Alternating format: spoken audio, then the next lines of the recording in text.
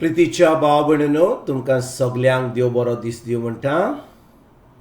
आयज सुंक्रार आनी आयचें शिवर्तमान जावन आसा माकूची 11वी चीट 11 ते 25 पर्यंत.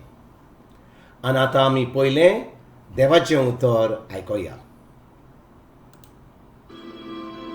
जेजू जेरुजालेम भितर सरलो आनी देव मंदिरांत गेलो. ताणें सगळें चोत्रायेन पळोवन काडलें. अशेंच उशीर जाल्लो देखून तो 12 जाणांक घेवन बेतानिये गेलो. जेजू अंजिराच्या झाडाक शिरापता. दुसऱ्या दिसा बेतानिये तावन येताना ताका भूक लागली. पयस तावन ताणें एक पालेल्लें अंजिराचें झाड देखलें आनी कितेंय फळ मेळत काय म्हूण तो पळोवंक गेलो. पूण पानां बोगोर कांयच ताका मेळ्ळें ना. तर तो अंजिराचो काळ न्हय आसलो आनी ताणें अंजिराच्या झाडाक म्हणलें, ह्या फुडें केन्नाच तुजें फळ कोणूच खावंक पावना जावं. आनी तो अशें उलयतना ताच्या सिसांनी तें आयकलें. जेजू देव मंदिरांत वेता. जेरुजालेम पावतच तो देव मंदिरांत गेलो आनी थंय विकताले तांकां भायर घालूंक लागलो. वाटाव काडपाची मेजां आनी पारवे विकतोल्यांच्या आसोणां ताणें उमथून उडयलीं आनी देव मंदिरांतल्यान कितेंच हाडूंक व्हरूंक तो दिना जालो. आनी ताणें तांकां शिकोवन दिवन अशें म्हणलें, सगळ्या पोरसां खातीर म्हजें घर मागणेचें घर म्हणटलीं. अशें पवित्र पुस्तकार बरयल्लें आसा न्हय, पूण तुमी तें चोरांची धोल केल्या. हें मुखेल याज्ञिकाच्या आनी धर्मशास्त्राच्या कानार पडलें आनी कशे भाशेन ताका नाटक करचो काय म्हूण ते सोदताले. तो सगळो लोक ताचे शिकवणेक लोबदल्लो म्हूण ते ताका भियेताले. आनी सांज जातच जेजू आनी ताचे सीस शारांतले भायर गेले. अंजिराच्या झाडाची शिकवण. दुसऱ्या सकाळी तेवशिल्ल्यान वेताना तें अंजिराचें झाड पाळान तावन सुकलेलें ताणें देखलें. पेद्रून उगडास करून जेजूक म्हणलें, पळय राबाय, म्हणजे गुरुजी, तुवें शिरापलेलें अंजिराचें झाड सुकून गेलें. जेजून जाप दिली, देवाचेर भावार्थ दवरात. कोण आपल्या काळजांत दुबाव दवरिनासतना आपूण म्हणटा तें जातलें म्हूण भावार्थ दवरून ह्या दोंगराक म्हणटीत, हांगासरलो उठ आनी दर्यांत वच.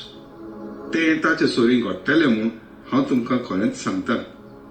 ह्या पासत तुमी प्रार्थून मागशात तितलेंय तुमकां मेळ्ळें म्हूण भावार्थ दवरात. आनी तें तुमचेंच जातलें म्हूण हांव तुमकां सांगतां. आनी तुमी मागणें करूंक उबी रावतात तेन्ना कोणाचेर आड तुमकां आसत तितलें भोगसात आनी तुमचो सर्गीचो बाप तुमच्योय चुकी भोगशितलो. प्रितीच्या भाव भयणीनो, आयचें शिवर्तमान आमकां 2 वस्तू शिकयता. एक आमकां अंजिराच्या झाडाची शिकवण मेळटा आनी दुसरी शिकवण म्हणल्यार जेजू जेन्ना जेरुजालेम वेता तो थिंचोर एका देव मंदिरान भितर सरता. आयज भाव भयणीनो, ह्या अंजिराच्या झाडाची शिकवण आमी पळोवची न्ही, कित्याक हाचेर आमी नियाळ पयलो केला जेन्ना आमी भावार्थाचो कायदो शिकला तेन्ना. पूण आयज आमी फकत नियाळ करुया जेजू देवस्थानान भितर सरता तेन्ना कितें घडटा. जेजू ह्या जेरुजालेमच्या देवस्थानान भितर सरता, देव मंदिरान भितर सरता आनी तो पळयता की वयचे सगळे लोक जो आहा थंयसर ते पारवे आनी सुकणीं बी जीं थंयसर भेटयतात देवाक, ती सगळीं विकतात थंयसर देव मंदिरान. आनी जेन्ना जेजू पळयता सगळें जें घडटा तें, ताका एकदम राग येता. तो म्हणटा, हें कितें केलां तुमी? सगळें कितें केलां तुमी? तूं म्हणटा म्हजें मंदीर जावन आसा देवाच्या राजाचें, देवाक महिमा दिवपाक, आनी तुमी तें चोराचें धोळ केलां. आनी भाव भयण तो सगळें मेस काडटा, सगळ्यांचें धुसफोट करता, सगळ्या जानवरांक भायर घालता आनी तांकां सांगता, ही जागो जो आहा देव मंदिरांतलो, तुमी जागो फकत देवाक आर्गां वाखाणणी दिवपाक, मागणें करपाक हो जागो धरूंक जाय. आनी भाव भयणीनो, हें जें आमी शिकता आयज, हें आमी आयजूय कोत्ता. पूण आमकां आजुनूय नव्या कोरारान ही सजमणी आजून मेळोंक ना, देखून आमी फकत एका जाग्यार वेता, एका जाग्यार वेता आमी सजमता की त्या जाग्या कडेन जेजू आहा म्हणून. पूण भाव भयणीनो, जेन्ना आमी नव्या कोराराचीं भुरगीं आसा, देव आमचे भितर जियेता, पवित्र आत्मा आमचे भितर जियेता, जेजू आमचे भितर आसा, आनी जेजू आमचे भितर आसा म्हणून, पवित्र आत्मा आमचे भितर आसा म्हणून आमी देव मंदीर जाता. आमची कूड पवित्र आत्म्याचें मंदीर जाता. आनी भाव भयणीनो, हें जें जेजून घडोवन हाडलां आपल्या खुर्सार आमचे पासून मरोन, हें आमी विसरता. आनी आमी कितें सजमता की आमी एका जाग्यार वचोंक जाय, थंयसर मागणें करूंक जाय, थंयसर देवस्पण करूंक जाय, थंयसर आमचें सगळें जें करूंक जाय आमचो धन करूंक जाय. आनी आमी विसरता की आमची कूड जावन आसा देव मंदीर, आमची कूड जावन आसा पवित्र आत्म्याचें मंदीर. आनी भाव भयणीनो, जेन्ना आमी जेजूक आमचो सोमी दोनयान आमचो देव मानून घेतला, त्याच दिसा पवित्र आत्मा आयला आनी आमचे भितर ताणें आपलो एक जागो केला आमच्या काळजान, आमच्या आत्म्यान. आनी जेन्ना आमी जाता देव मंदीर देवाचें, आतां आमी खंयसरूय आसूं, घरांत आसूं, सुपर मार्केटान आसूं, भाशीन आसूं, मार्केटान आसूं, खंयसरूय आसूं, आमी जाता देव मंदीर देवाचें.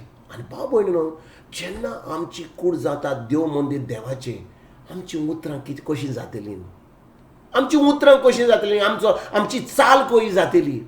पूण आमी स्वताच विसरता की आमी जावन आसा देव मंदीर देवाचें, आनी आमची उतरां, आमच्यो कन्यो ह्यो एकदम देवा सारक्यो जायनात. केन्नाय जेन्ना आमी ह्या संवसारांत आसा, कोणाक सजमना की हो क्रिस्तांव जायत वा दुसऱ्या धर्माचो मनीस जायत. कित्याक आमी जे आमची चाल आसता, आमचें जें उलोवप आसता, आमच्या जो सैम आसता, हो देवा भाशेन ना. कित्याक आमी विसरता की आमी देवाचीं भुरगीं म्हणून, खरेंच आमी देव मंदीर जातात पवित्र आत्म्याची म्हणून. आनी भाव भयणीनो, हें जें देव मंदीर आमी नितोळ दवरूंक जाय जाल्यार, हें देव मंदीर आमी खरेंच देवा भाशेन दवरूंक जाय जाल्यार, आमकां जाय आमचें देव मंदीर, आमचें कान उक्तें करून हें देवाचें उतर घेवपाक. कित्याक जेन्ना आमी हें नवी रोशना जाता, आमचो आत्मो न जाता, आतां आमकां गरज हें देवाचें उतर आयकून आयकून आयकून आमच्या मनाची नडसुन्नी करून. आनी आतां जेन्ना आमी देवाच्या उतरान आमच्या मनाची नडसुन्नी करता, तेन्ना आमची उतरां, आमच्यो कन्यो बरे भाशेन देवा भाशेन जातात. आनी देखून भाव भयणीनो, आयज जेन्ना जेजू आमकां ही शिकवण दिता आपल्या देव मंदिरान, ताणें ताका इतलो राग आयिल्लो कित्याक त्या दिसांनी देव मंदिरान तो लोक जानवरांक विकतालो, तो पारव्यांक विकतालो. वय ती सगळीं जानवरां आनी ते पारे जायल्ले, कित्याक थंयसर आपल्या ते भेटोवपाक ते जायल्ले. पूण आतां जेन्ना ते सगळे विकपाचें काम करताले, देव मंदिरान करताले, जेजूक एकदम राग आयलो आनी ताणें सगल्यांक भायर धांवडायलें. आनी आयज भाव भयणीनो, जेन्ना आमच्या मनान, आमच्या काळजान ही चिंतनां येतात, ही वायट चिंतनां येतात, कोणाक वायट करपाक, वायट उतरां येतात आमच्या काळजान, कितें गरज आमकां जाय गरज देवाच्या उतराची. आमच्या देवाचें उतर आमच्या काळजान धरून आमी पोत्तून तें उतर आयकून आमच्या मनाची नडसणी करून आमची उतरां आनी आमच्यो कन्यो देवा सारकी करून आतां आमचें मंदीर, आमची कूड नितळ आसतली. आनी जेन्ना आमी हें मन आमचें नितळ दवरता, आमचें काळीज नितळ जालां, जेन्ना जेजूक आमकां सोय दोनी मारला आनी आमची कूड नितळ जाता, आमी बरे भाशेन जैतिवंत जिवीत जियेता. आनी आतां हो संवसार जो आसा, जो जेजूक ओळखना, तो आमकां पळयता आनी म्हणटा खरेंच तो क्रिस्तांव, खरेंच तो जेजूचो पाटलावदार. आनी तीं आतां जेजूचे पाटलादार जावंक सोदतात. कित्याक ते जेजूक आमचे भितर पळयतात, जेजूक आमच्या कन्यांनी, आमच्या उतरांनी ते पळोवंक पळयतात. आनी भाव भयणीनो, आयज जेन्ना ह्या शिवर्तमाचे बी नियाळ करता, हीच वस्त थाराय आमी घेवया की आमी आयज देव मंदीर जाता देवाचें, पवित्र आत्मा आमच्या भितर आसा. हें देवाचें उतर आमी पोत्तून आमच्या कानात धरून हें देवाचें उतर फाडून आनी खरेंच आमी हें नितोड आनी एक देवाचें मंदीर सारकें आमी आमचें जिवीत सारूंक. तुमकां आनी तुमच्या फॅमिलीक आयज एक बरो दीस आवडटा आनी परतून तुमचे कडेन उलोवपाक फाल्यां हाजीर जातलो तुमकां सगल्यांक, तुमकां आनी तुमच्या फॅमिलीक आमच्या सर्गीच्या बापाचो, आमच्या सर्वंडरा जेजूचो आनी पवित्र आत्म्याचो एक बरो दीस तुमकां सगल्यांक हांव आवडटा.